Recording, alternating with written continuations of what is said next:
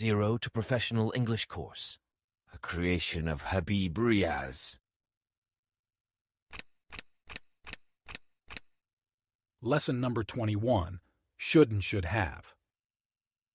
For a better experience of the course, you should buy our book, Golden English, Intermediate Level 2, 0 to Professional English Guide, a golden gift for English learners. What is inside the book? This book is very beneficial for intermediate level students. It contains part of speech, auxiliary verbs or modals, some additional structure of English sentences, 20 stories for Urdu to English practice, direct and indirect, 20 lessons for English text reading and understanding, 35 lessons for English speaking practice, and many more things. I am sure that my book, Golden English, would be a perfect need for English learners, as this will serve as a complete guide to improve their English skills, starting from zero knowledge to advanced levels. Especially translation, English text understanding, and speaking skills, whether starting from zero knowledge to advanced levels. Error is human nature, so if you notice any mistakes in the book, please do not hesitate to inform me. I would be grateful for this act of kindness. If you like, you may share this course with your friends and relatives. To stay updated about our courses and opportunities, please follow us on the links given below in the description. Let's begin with the lesson. बिस्मिल्लाहिर्रहमानिर्रहीम अस्सलाम वालेकुम वरहमतुल्लाहि वबरकातुह। उम्मीद करता हूँ कि आप सब लोग बखैर व आफियत होंगे। आज हम पढ़ेंगे लेसन नंबर 21 और आज हम पढ़ेंगे मॉडल्स में शुड और शुड हैव का इस्तेमाल। और अगर आप गौर करें शुड पर, तो इसकी बहुत ज़्यादा ज़रूरत पड़ती है हमें रोज़ाना की ज़िंदगी में, ख़ासकर लिटरेचर वगैरह में भी हम इसको बहुत ज़्यादा पढ़ेंगे।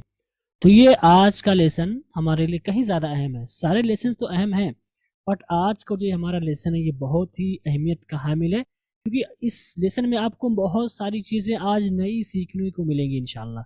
ओके गाइस, तो हम पढ़ेंगे शुड और शुड हैव के बारे में तफसील के साथ। लेकिन इससे पहले हम रिवाइज करना चाहेंगे पिछले सबक को। हमने कल क्या पढ़ा था? माइट के बारे में पढ़ा था। हमने बताया माइट का मतलब होता है सकना। ओके, इसका मतलब होता है सकना, और इसके साथ हम वर्ब की फर्स्ट फॉर्म का इस्तेमाल करते हैं, और इसका इस्तेमाल हम 3 मानी के लिए करते हैं। पहला इस्तेमाल है डायरेक्ट स्पीच में मे की जगह पे इस्तेमाल करते हैं, और दूसरा इसका इस्तेमाल है बहुत कम उम्मीद जाहिर करने के लिए भी हम इसका इस्तेमाल करते हैं, और तीसरा इस्तेमाल कर अगर हम बात करें तो इजाज़त लेने के लिए भी हम इसका इस्तेमाल करते हैं। और यहाँ पर जब हम इसको इजाज़त के माने मिलेंगे तो इसका मतलब होगा कि आप झिझक महसूस कर रहे हैं इजाज़त लेते हुए। ओके गाइस, आगे हमने पढ़ा था माइट हैव के बारे में। माइट हैव ये माइट की शक्ल है, और अगर हम इसके मानी के बारे में गुफ्तगू करें तो इसका माना होगा सका होगा, लिया होगा या चुका होगा। ठीक, माना हम अपने हिसाब से इसको बदल सकते हैं, लेकिन वही माना होगा सका होगा, लिया होगा, यानी कोई काम कर चुका होगा, इस माने में हम इसका इस्तेमाल करते हैं। यानी किसी काम के होने की उम्मीद पाई जाती है तो उस वक्त हम माइट हैव का इस्तेमाल करते हैं। जैसे कि अगर आपको कहना हो कि वो अब तक खाना खा चुका होगा, लेकिन इसमें उम्मीद कम पाई जाती है, बहुत कम उम्मीद है कि वो अब खाना खा चुका हो। ठीक है, तो इसको आप कैसे कहेंगे? इसको आप कहेंगे he might have taken the food, कि वो शायद ही खाना खा चुका हो।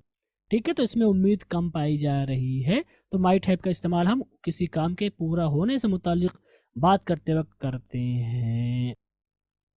ओके गाइस, तो अब हम चलते हैं अपने एक्सरसाइज की तरफ। अब हम करेंगे अपना आज का होमवर्क। उम्मीद करता हूँ कि आपने होमवर्क किया होगा।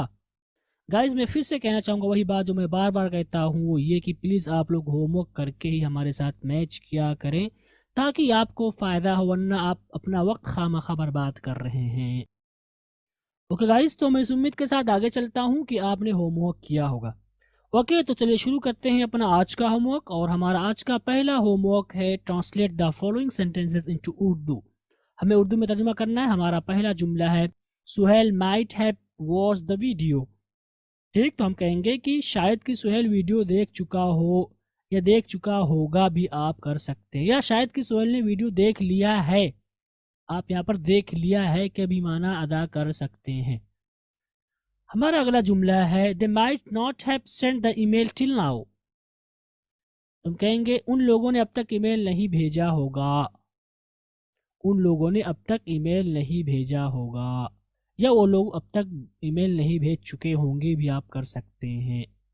अब यहाँ पर शायद भी लगा सकते हैं कि शायद उन लोगों ने अब तक ईमेल नहीं भेजा होगा। ठीक, ये माना भी अदा करने के लिए आप इसका इस्तेमाल कर सकते हैं। हमारा अगला जुमला है he might be at the cafe for T.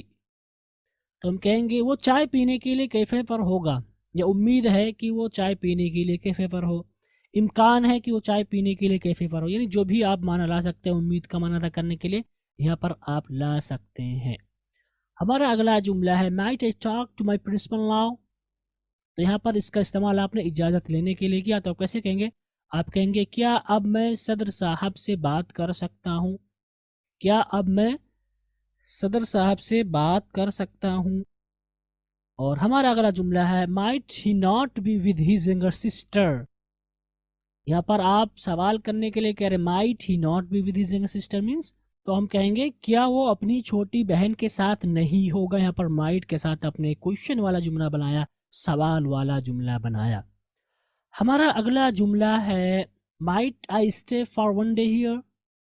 आप कहेंगे क्या मैं एक दिन के लिए यहाँ ठहर सकता हूँ?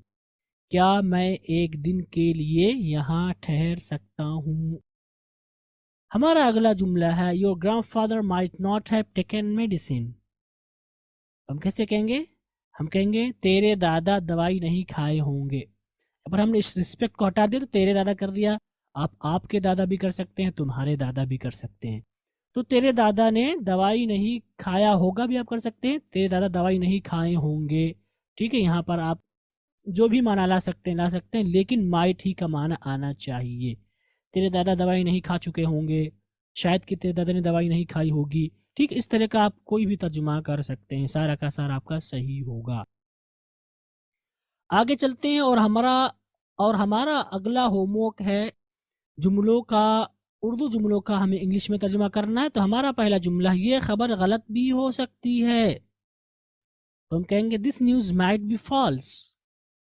आप कह सकते हैं this news might be untrue भी आप कर सकते हैं। ओके, हमारा अगला जुमला है क्या मेरे बेटे के मरने की खबर सही हो सकती है? हम कैसे कहेंगे? हम कहेंगे might the news of my son's death true. Might the news of my son's death true. हमारा अगला जुमला है क्या मैं आपके साथ दिल्ली जा सकता हूँ? अगर आप झिझक महसूस कर रहे हैं तो आप कहेंगे क्या मैं आपके साथ दिल्ली जा सकता हूँ? तो आप कहेंगे might I go to Delhi with you. Might I go to Delhi with you. हमारा अगला जुमला है क्या तुम्हारे मामू कुवैत नहीं पहुंच चुके होंगे? तो हम कैसे कहेंगे? हम कहेंगे might your uncle not have reached Kuwait. हमारा अगला जुमला है क्या जोया इस वक्त तक खाना लगा चुकी होगी? तो हम क्या कहेंगे? हम कहेंगे might Zoya have served food till now. Might Zoya have served food till now. हमारा अगला जुमला है जुहैर इस वक्त भूखा हो सकता है। हम कैसे कहेंगे? हम कहेंगे Zuhair might be hungry eight this time, कि जुहैर इस वक्त भूखा हो सकता है। हमारा अगला जुमला है यहाँ कभी भी हादसा हो सकता है। यहाँ कभी भी हादसा हो सकता है। तो हम कैसे कहेंगे? हम कहेंगे accident might take place here at any time. Accident might take place here at any time. यहाँ कभी भी हादसा हो सकता है। ओके गाइस, तो ये हमारे होमवर्क थे जिनका हमने उर्दू से अंग्रेजी में तर्जुमा किया। अब हम आगे चलते हैं और हम एक्टिव वॉइस से पैसिव वॉइस में बदलने की प्रैक्टिस करते हैं। हमारा पहला जुमला है Zainab might have written the essay. हम कैसे कहेंगे? हम कहेंगे the essay might have been written by Zainab. हमारा अगला जुमला है professor might not deliver the lecture today. तो हम कहेंगे the lecture might not be delivered by professor today. हमारा अगला जुमला है vice chancellor might make this announcement at any time. तो हम कहेंगे this announcement might be made by vice chancellor eight any time. हमारा अगला जुमला है PM may distribute the prize among the winners. तो हम कहेंगे the prize might be distributed by PM among the winners. हमारा अगला जुमला है the players might start the game soon after the announcement. हम कहेंगे the game might be started by players soon after the announcement. Okay guys, तो ये हमारे active voice से पैसिव वॉइस हुए। और यहाँ पर आप देखें कि जहाँ पर भी हमने मॉडल के साथ हैव पाया है वहाँ पर हमने बीन का इस्तेमाल किया है, और जहाँ पर हैव नहीं हमने सिर्फ बी का इस्तेमाल किया। जैसे माइट है, यहाँ पर हमने माइट भी कर दिया, माइट भी कर दिया चूंकि यहाँ पे सिर्फ माइट था। इसी तरह से मे, यहाँ पर मे की मिसाल आ गई है, यहाँ माइट मान लीजिए आप, माइट भी हो जाएगा ठीक। यहाँ पर माइट है तो यहाँ पर हमने माइट भी ही कर दिया, लेकिन यहाँ पर माइट हैव था इसलिए हमने माइट, ओके, यहाँ पर माइट हैव था तो इसलिए हमने माइट हैव बीन कर दिया। ओके, तो ये चीज़ आपको हमेशा फॉलो करनी है मॉडल में, हम इस चीज़ को बार बार नहीं दोहराएंगे। ओके गाइस, तो उम्मीद करता हूँ कि आपने होमवर्क मैच किया होगा और आपका सही भी हुआ होगा। हो सकता है कहीं आपसे गलती हुई हो एक दो जगह, तो इससे आपको घबराने की ज़रूरत बिल्कुल भी नहीं है। ओके गाइस, तो अब हम शुरू करने जा रहे हैं अपना आज का सबक, लेसन नंबर 21, और आज के सबक में हम बात करेंगे शुड और शुड हैव के बारे में। ओके गाइस, तो चलिए शुरू करते हैं शुड के माने से। शुड का क्या माना होता है? शुड का एक ही माना होता है और शुड का माना है चाहिए। शुड का माना होता है चाहिए, लेकिन शुड का इस्तेमाल मुख्तलिफ मानी में होता है। सबसे पहले हम बात करेंगे पहला इस्तेमाल हम शुड को कब करते हैं। शुड का पहला इस्तेमाल है इन डायरेक्ट स्पीच में, इसका इस्तेमाल करते हैं शैल की जगह। शैल की जगह हम शुड का इस्तेमाल करते हैं इन डायरेक्ट स्पीच में। जैसे कि हम कहेंगे डायरेक्ट स्पीच में, Abdul Basit told Abdul Majid his father shall come to Delhi to meet them. तो यहाँ पर शैल आया हुआ है, हम इसको अगर इनडायरेक्ट में ले जाए तो कैसे कहेंगे? Abdul Basit told Abdul Majid that his father should come to Delhi to meet them. Okay guys, तो यहाँ पर आप देख सकते हैं कि हमने शैल को डायरेक्ट स्पीच में इस्तेमाल किया और इनडायरेक्ट स्पीच में हमने इसको शुड कर दिया। तो his father shall come to Delhi to meet them means his father should come to Delhi to meet them हो गया। ओके, तो इंशाल्लाह हम इसको तफसील के साथ इनडायरेक्ट स्पीच में पढ़ेंगे। तो ये पहला इस्तेमाल है शुड का, और यहाँ पर शैल का माना ही होगा शुड में, माना नहीं बदलेगा, ठीक, शैल ही का माना देगा शुड। तो गोया कि आप कह सकते हैं शैल यानी शुड शैल का भी माना देता है इनडायरेक्ट स्पीच में, ये आप कह सकते हैं। शैल का दूसरा इस्तेमाल है, वो बहुत ज़्यादा इस्तेमाल है जिसको आप भी जानते हैं, और वो ये है कि किसी को मशवरा दें कि आपको ये करना चाहिए, आपको घर जाना चाहिए, आपको मेहनत करनी चाहिए, यानी कि चाहिए का माना देने के लिए आप इसका इस्तेमाल करते हैं। और यही शुड का सबसे ज़्यादा इस्तेमाल है रोज़ाना की ज़िंदगी में। जैसे कि अगर आप कहें अब हमें स्टेशन के लिए निकलना चाहिए, तो आप कैसे कहेंगे? आप कहेंगे now we should leave for station. Leave means छोड़ना होता है, बट यहाँ पर निकलना, लीव फॉर का मतलब होता है कहीं के लिए निकलना, ठीक। तो now we should leave for station का क्या मतलब होगा? अब हमें स्टेशन के लिए निकलना चाहिए। हमारा अगला जुमला है, जिंदगी में आपको कामयाब होने के लिए कुछ ना कुछ करना चाहिए। जिंदगी में आपको कामयाब होने के लिए आपको कुछ ना कुछ करना चाहिए। तो आप क्या कहेंगे? You should do something. आपको कुछ ना कुछ करना चाहिए, क्यों? To become successful in to the life, जिंदगी में कामयाब होने के लिए। टू बिकम मीन्स होना, सक्सेसफुल मतलब कामयाब, और इन टू द लाइफ जिंदगी में। तो यहाँ पर जिंदगी में आपको कामयाब होने के लिए, यानी जिंदगी में कामयाब होने के लिए आपको कुछ ना कुछ करना चाहिए, ये माना है यहाँ पर। तो यहाँ पर आप देख सकते हैं हमने सब्जेक्ट को उसकी जगह पे रखा, फिर शुड का इस्तेमाल किया, फिर वर्ब मेन वर्ब को जोड़ा, फिर ऑब्जेक्ट को जोड़ा, और फिर इसके बाद हमने यहाँ पर दीगर हिस्से को जोड़ दिया। तो ये हमारा पूरा स्ट्रक्चर आ गया जो हमने आपको पढ़ा रखा था। और मैं स्ट्रक्चर पे फोकस नहीं कर रहा हूँ, क्योंकि ऑलरेडी मैं बिगिनर्स में इतना ज़्यादा फोकस कर दिया हूँ कि मुझे लगता है बहुत सारे लोग पक भी गए होंगे कि क्या वही बात बार बार दोहरा रहे हैं। तो इसलिए मैं उसी चीज़ को इंटरमीडिएट में नहीं दोहराऊंगा, और इसीलिए मैंने बिगिनर्स में बार बार दोहराया ताकि आपके जहन में बात बिल्कुल फिट हो जाए। तो यहाँ पर आप देख सकते हैं सब्जेक्ट, मॉडल, मेन वर्ब, उसके बाद ऑब्जेक्ट, उसके बाद दीगर वर्ड्स, ठीक। तो जिंदगी में आपको कामयाब होने के लिए कुछ ना कुछ करना चाहिए, means you should do something to become successful in to your life और इन टू द लाइफ। तो यहाँ पर आप देख सकते हैं हमने शुड का माना या शुड का इस्तेमाल किसके माने में किया? चाहिए के माने में किया। और शुड का जो हम इस्तेमाल करते हैं अपनी जिंदगी में, यही बहुत ज़्यादा आम है। ओके, तो ये शुड का दूसरा इस्तेमाल हुआ। शुड का तीसरा इस्तेमाल अगर हम इसकी गुफ्तगू करें तो शुड का तीसरा इस्तेमाल है कि किसी तरह की कोई राय लेने के लिए, इजाज़त लेने के लिए भी हम इसका इस्तेमाल करते हैं। जैसे कि अगर आपको कहना हो क्या मैं घर में जाऊं, मैं क्या करूं, मैं कैसे करूं, है ना। तो अगर आप किसी से पूछ ले मैं कैसे करूं ये काम, हो सकता है बहुत से लोग ना बता पाए जिन्होंने कभी नहीं पढ़ा है शुड के बारे में, कि मैं ये काम कैसे करूं, मतलब अजीब सा जुमला लग रहा है। क्या मैं घर जाऊं, तो क्या मैं घर जाऊं हो सकता है वो बनाए कैन आई गो होम, वो माना हो जाएगा क्या मैं घर जा सकता हूं।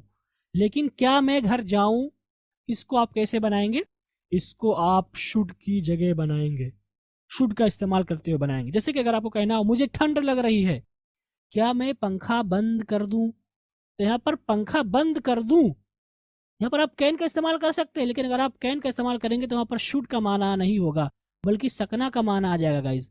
तो इस तरह के जुमले को आप कैसे बनाएंगे, इस तरह के जुमले को आप शुड का इस्तेमाल करते हुए बनाएंगे, शुड का।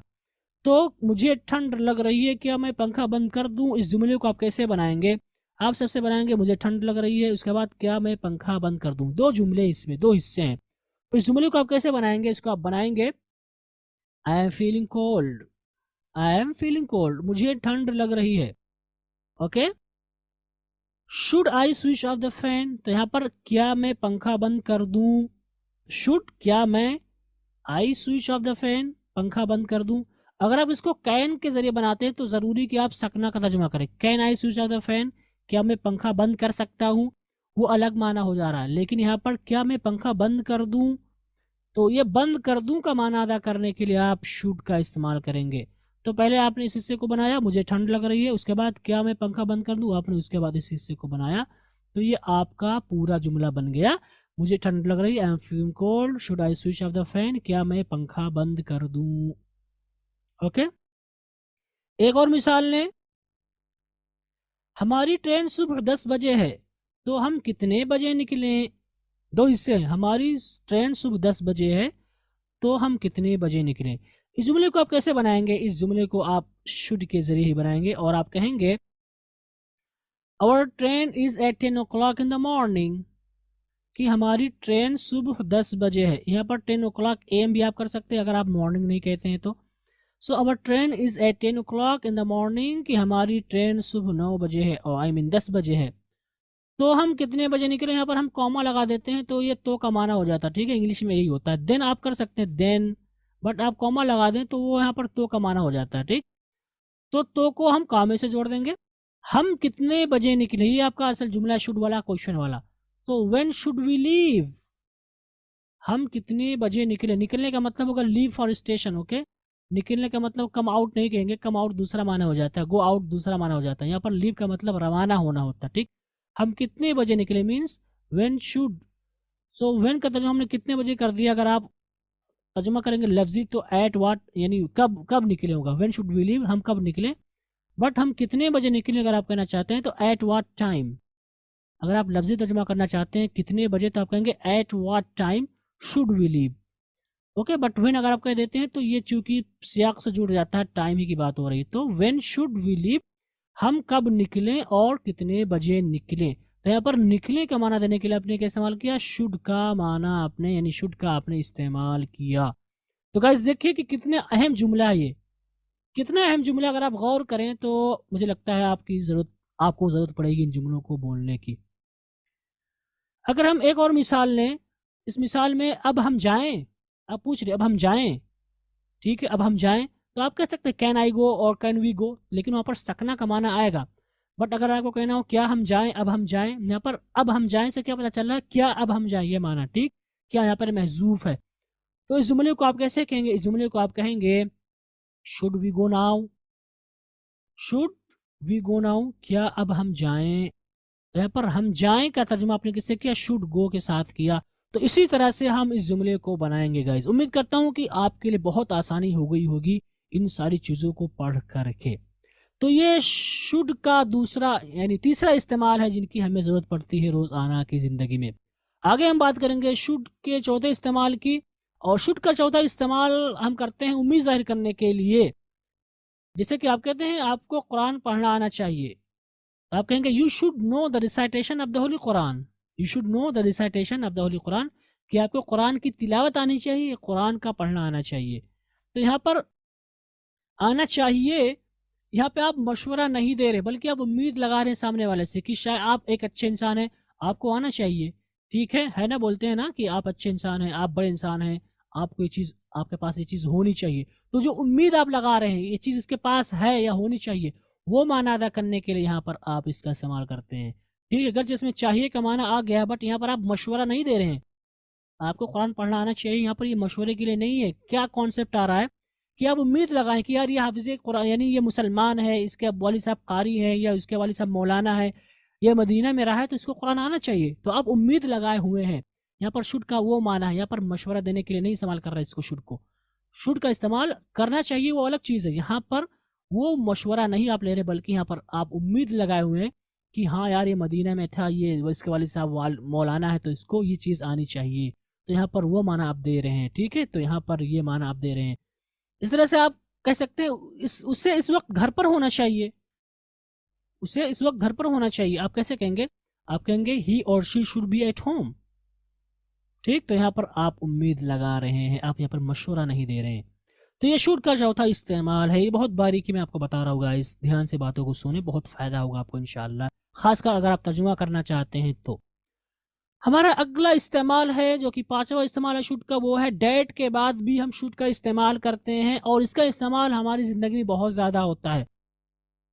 जैसे कि आप कहते हैं आप एक आलिम दीन है, आपका सिगरेट नोशी करना अच्छा नहीं। आप एक आलिम दीन है, आपका सिगरेट नोशी करना अच्छा नहीं है। ये जुमला आप कैसे बनाएंगे? आप बनाएंगे आप एक आलिम दीन है, यू आर अ स्कॉलर, आपका सिगरेट नोशी करना अच्छा नहीं है। इसको आप कैसे बनाएंगे? Your smoking is not good, आप ऐसे बनाएंगे ना।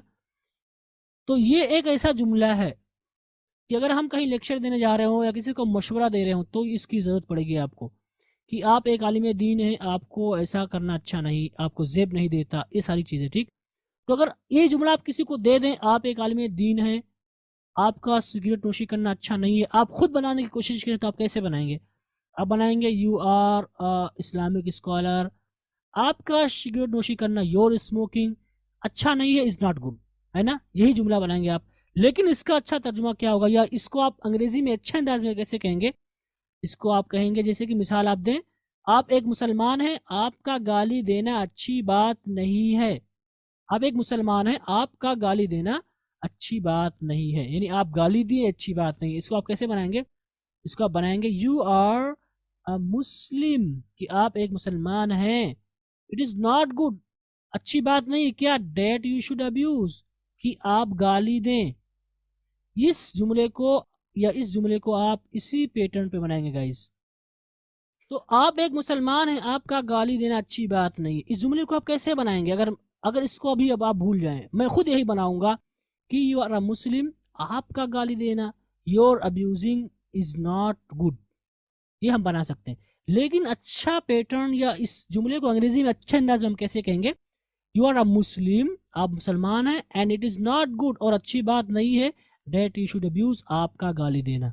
और अगर हम इस इंग्लिश का लफ्जी तर्जुमा करें तो क्या तर्जुमा होगा? यू आर अ मुस्लिम, आप मुसलमान हैं, and it is not good, और ये अच्छी बात नहीं है, डेट की यू शुड अब्यूज, आप गाली दें। आप एक मुसलमान हैं और ये अच्छी बात नहीं है कि आप गाली दें, ये लफ्जी तर्जुमा हो रहा है।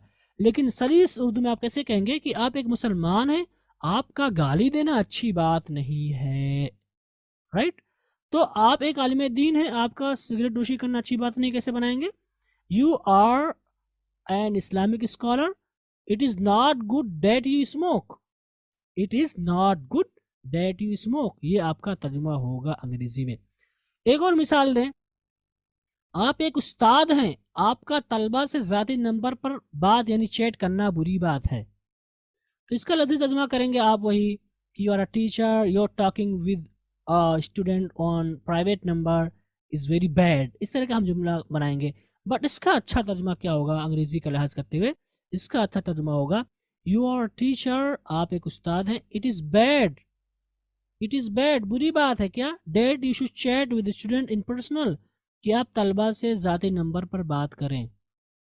तो ये लफ्ज़ी तर्जुमा हुआ कि आप एक टीचर हैं और ये बुरी बात है कि आप तलबा से पर्सनल नंबर पर बात करें। लेकिन सलीस उर्दू में आप कैसे कहेंगे? आप कहेंगे आप एक उस्ताद हैं, आपका तलबा से ज़ाती नंबर पर बातचीत करना यानी चैट करना बुरी बात है। तो इस जुमले को आप इसी पैटर्न पे बनाएंगे गाइस, और तर्जुमा करने के लिए आ जाए तो आप इसका ख्याल रखेंगे। तो ये शुड का 5वां इस्तेमाल है। इसका छठा इस्तेमाल है कि मुस्तकबिल में किसी काम के होने की उम्मीद हो तो उस वक्त भी हम इसका इस्तेमाल करते हैं। जैसे कि आप कहें कि अगर ऑफिस में मिसाल के तौर पर और आप घर चले गए, तो अब जाहिर सी बात है आप ऑफिस में रहते हैं तो ऑफिस में लोगों का आना जाना लगा रहता है। तो आप किसी को आपने वहां पर बिठा दिया, ठीक, और आपने कह दिया कि अगर कोई आए तो मुझे फोन कर देना। तो यहाँ पर उम्मीद पाई जा रही है ना, तो इस माने को भी अदा करने के लिए हम शुड का इस्तेमाल करते हैं। जैसे कि हम कहेंगे अगर कोई मुझसे मिलने ऑफिस आए तो मुझे फोन करना। तो आप कैसे कहेंगे? आप कहेंगे if anybody should come to the office to meet me, कि अगर कोई मुझसे मिलने ऑफिस आए, if anybody should come to the office to meet me, अगर कोई मुझसे मिलने ऑफिस आए प्लीज कॉल मी, तो मुझे फोन करना। दो हिस्से हैं, एक तो अगर कोई मुझसे मिलने आए और दूसरा कॉल मी, मुझे फोन करना। और इस जुमले को आप प्रेजेंट के हिसाब से भी बना सकते हैं, if anybody comes to office to meet me. यहाँ पर कम्स के जरिए भी इसको बना सकते हैं, बट इसमें उम्मीद पाई जा रही है, वो अगर आप इसको शर्तिया मान लें तो वहां पर आप यहाँ पर प्रेजेंट में बना सकते हैं। बट इस जुमले को बेहतर होगा उम्मीद, जो मुस्तकबिल में किसी काम के होने की उम्मीद पाई जा रही है, तो बेहतर है इसको हम शुड के जरिए बनाएं। आप कैसे कहें कि if anybody should come to the office, कि अगर कोई आदमी ऑफिस आए टू मीट मी, मुझसे मिलने, प्लीज कॉल मी, मुझे फोन करना। तो यहाँ पर उम्मीद को बतलाने के लिए कि अगर कोई आए तो उससे बता देना। अगर टीचर मेरे बारे में पूछें, ये बहुत अहम जुमला है कि आप मान लीजिए पढ़ने नहीं जा रहे हैं और आप कहना चाह रहे हैं कि अगर अब्बू मेरे बारे में पूछे या टीचर मेरे बारे में पूछे तो बता देना, ठीक, तो वहां पर आप शुड का इस्तेमाल करेंगे। एक और मिसाल है, अगर कोई मेरे बारे में कुछ पूछे तो उससे कहना कि मुझसे आकर मिले।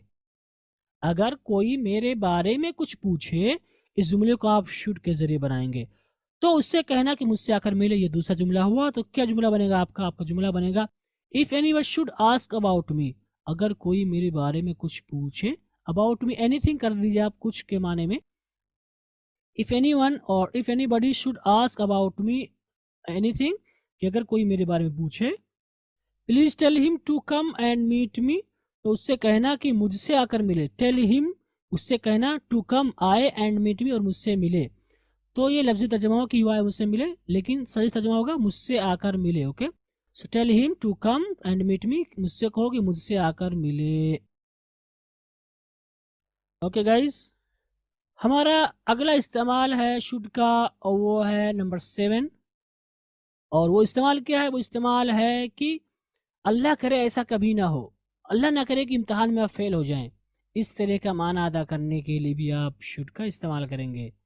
ओके, मुस्तकबिल में किसी काम के होने की उम्मीद हो या ना हो, ठीक है, ये तो उम्मीद हो भी सकती, नहीं भी हो सकती। अल्लाह करे कि हम आप कामयाब हो तो वो उसमें आपका में चला जाएगा। बट अगर नेगेटिव में अगर आप अदा करना चाहते हैं, कोई ऐसा माना अदा करना चाहते हैं, तो उसके लिए आप शुड का इस्तेमाल करेंगे। जैसे कि अगर आप कहें अल्लाह ना करे कि मैं इम्तिहान में फेल हो जाऊं, अल्लाह ना करे कि मैं इम्तिहान में फेल हो जाऊं, अल्लाह ना करे इसकी एक निशाती है, मैं इम्तिहान में फेल हो जाऊं, ये आपका दूसरा हिस्सा, और इसी में आप शुड का इस्तेमाल करेंगे। तो अल्लाह ना करे की अंग्रेजी क्या आती है? गॉड फॉरबिड्स, गॉड फॉरबिड्स, ये इसका तर्जुमा हमेशा करेंगे अल्लाह ना करे कि मैं इम्तिहान में फेल हो जाऊं, that I should be failed in the exam. Okay, Allah ना करे मीन्स अल्लाह फॉरबिड्स और गॉड फॉरबिड्स, डेट कि मैं इम्तिहान में फेल हो जाऊं, I should be failed in the exam, और I should fail in the exam, be के हटाए थे तो फेल हो जाएगा, फेल्ड बी के साथ है, आई should be failed in the exam, कि मैं इम्तिहान में फेल हो जाऊं। तो यहाँ पर हमने क्या इस्तेमाल किया? यहाँ पर भी हमने शुड का इस्तेमाल किया। आप कहना चाहते हैं अल्लाह ना करेगी ऐसा हो, आप कैसे कहेंगे? Allah forbids that this should happen, Allah ना करे, हमेशा का तर्जुमा करेंगे अल्लाह फॉरबिड्स कि ऐसा हो, that this should happen, this should happen का मतलब ऐसा हो। तो इस तरह के जुमले को आप शुड के जरिए बनाएंगे गाइस। तो उम्मीद करता हूं कि आपने बहुत कुछ फायदा उठाया होगा आज के सबक से, और बहुत सारे जुमले जो आप नहीं बना पाते थे, अब इस शुड के इस्तेमाल से आप बना सकेंगे इंशाल्लाह। और अगर आप शुड के इन इस्तेमालात को देखें तो आपको अंदाजा होगा कि शुड कितना अहम कलिमा है, हमारी अपनी बात को पूरा करने में बहुत ही अहम रोल अदा करता है। बहुत बड़े बड़े जुमले आपने शुड के जरिए बना लिए। तो ये बहुत ही अहम लेसन है शुड का और शुड के इस्तेमालात के बारे में। तो उम्मीद करता हूं कि आपको अच्छे से समझ में आया होगा और वो बहुत सारे जुमले जो आप अब तक नहीं बना पाते थे इंशाल्लाह बाद से बना लेंगे। जैसे कि अल्लाह ना करे मैं इम्तिहान में फेल हो जाऊं, मतलब अगर आप किसी से पूछ लें जिसने ना पढ़ा हो शुड के बारे में, तो मुझे नहीं लगता वो बता पाए, वो इधर उधर घुमाएगा। बट आप शॉर्टली बता देंगे Allah forbids that, I should fail और I should be failed in the exam like that.